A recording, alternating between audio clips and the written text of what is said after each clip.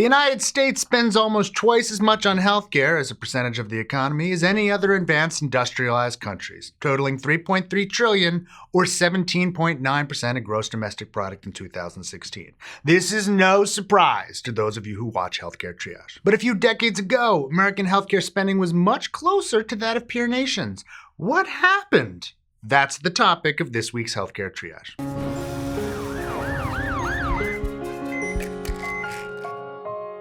Special thanks to Austin Fract, who co-wrote with me the Upshot column from which we adapted this episode. A large part of the answer can be found in the title of a 2003 paper in Health Affairs by the Princeton University health economist Uwe Reinhardt.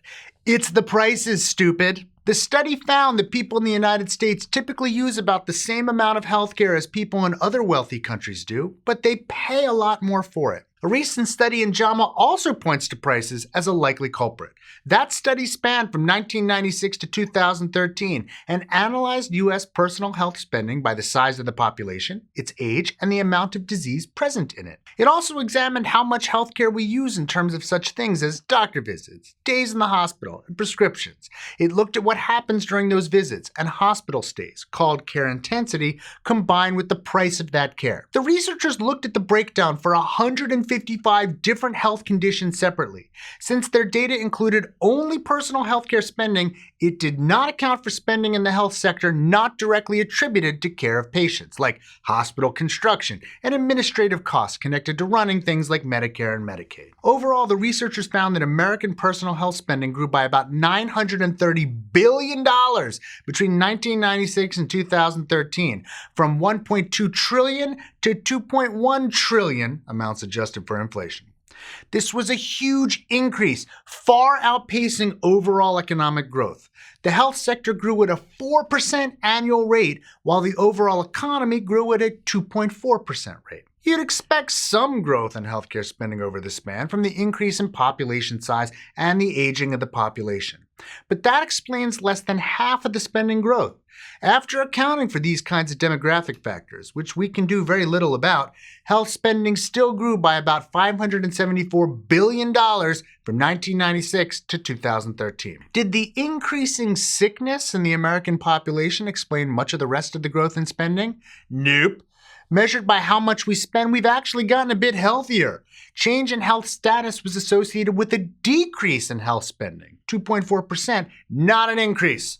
A great deal of this decrease can be attributed to factors related to cardiovascular diseases, which were associated with a 20% reduction in spending. This could be the result of greater use of statins for cholesterol or reduced smoking rates, though the study didn't point to specific causes. On the other hand, increases in diabetes and low back and neck pain were associated with spending growth, but not enough to offset the decreases from cardiovascular and other diseases. Did we spend more time in the hospital?